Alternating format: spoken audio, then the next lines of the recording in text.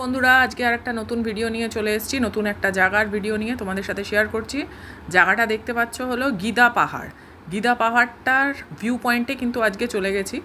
এই গিদা পাহাড় কোথায় রয়েছে? এটা কিন্তু কার্শিয়াংয়ে রয়েছে।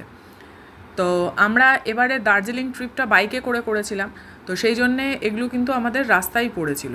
এটা একটা সুবিধা হয়, নিজেদের গাড়িতে যদি যাওয়া যায়, বিশেষ করে বাইকে করে যদি যাওয়া যায়, তাহলে কিন্তু এই সব ভিউ পয়েন্টগুলো কিন্তু খুব ভালোভাবে নিজেদের মতন করে টাইম নিয়ে দেখা যায়। তো আমার ছেলে আগে আগে উঠে যাচ্ছে, দেখতেই পাচ্ছ।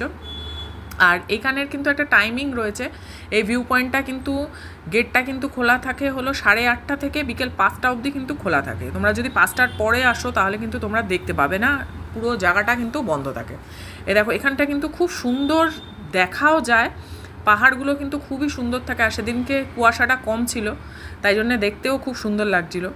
আর গিদা পাহাড়ের কিন্তু একটা মানে আছে। গিদা পাহাড় হলো, একে কিন্তু ঈগলের পাহাড় বলেও কিন্তু অনেক সময় জানা যায়, বা এখন অনেকে পাহাড় বলে না, অনেকে বলে ঈগলের ক্লিফও বলে। কিন্তু দেখতেই পাচ্ছ পুরো ক্লিয়ার স্কাইটা ছিল, সেই জন্য খুবই সুন্দর লাগছিল কিন্তু দেখতে। আর ওখানে বসারও কিন্তু অনেক জায়গা রয়েছে।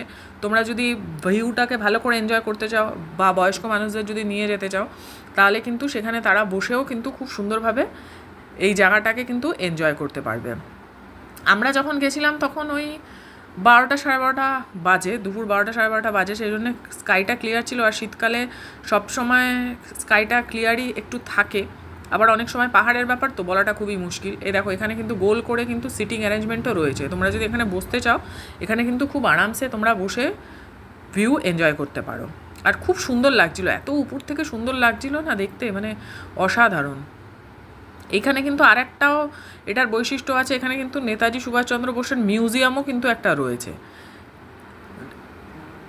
সুভাষচন্দ্র বোসের মিউজিয়াম রয়েছে, সাথে কিন্তু শরৎচন্দ্র বোসেরও রয়েছে। তো এখানে কিন্তু শরৎচন্দ্র বোস কিন্তু 1922-তে কিন্তু এখানে একটা বাড়িও কিনেছিলেন, যেখানে ওনাকে কিন্তু আটকেও রাখা হয়েছিল 1933 থেকে 35, 2 বছর কিন্তু ওনাকে বাড়িতে কিন্তু আটকেও রেখেছিল আমাদের ব্রিটিশরা। তো আমরা যদিও বা সেই জাদুঘরটায় যেতে পারিনি, আমাদের অত হাতে সময় ছিল না বলে সেটা খুব বড় মিস হয়ে গেছে।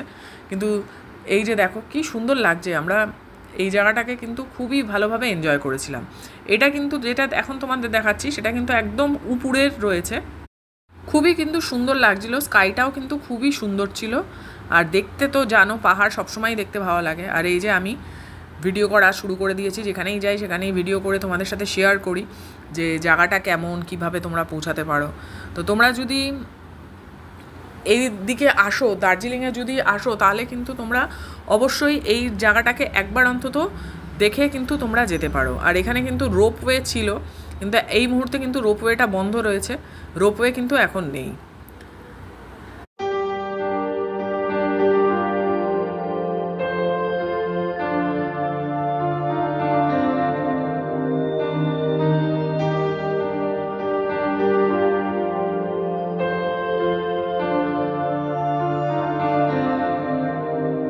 গিদা পাহাড়ের কিন্তু বলা হয় যে চাও নাকি খুব বিখ্যাত, কিন্তু এখানে কিন্তু সাদা চাও কিন্তু তৈরি হয়।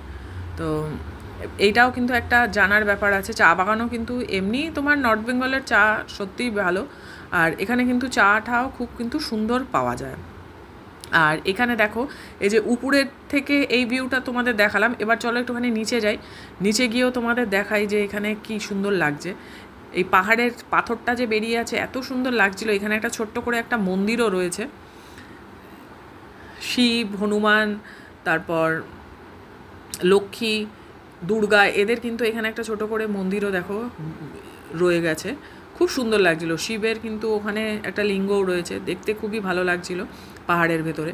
আর এখান থেকে ভিউটাও কিন্তু খুবই সুন্দর আসছিল। তো তোমরা কিন্তু অবশ্যই এই জায়গাটাকে একবার হলেও অন্তত ভিজিট কিন্তু তোমরা করো, দেখতে কিন্তু খুবই সুন্দর লাগছে উপর থেকে। তবে একটাই কথা বলবো যে আমরা যারা ভিজিটাররা যাই তারা কিন্তু সত্যি নোংরা করে দেয়। তো এই জিনিসটা আমার খুবই বাজে লাগে, যে পাহাড়ে গিয়ে পাহাড়টাকে এরকমভাবে নোংরা করাটা কিন্তু কোনো সময় উচিত না।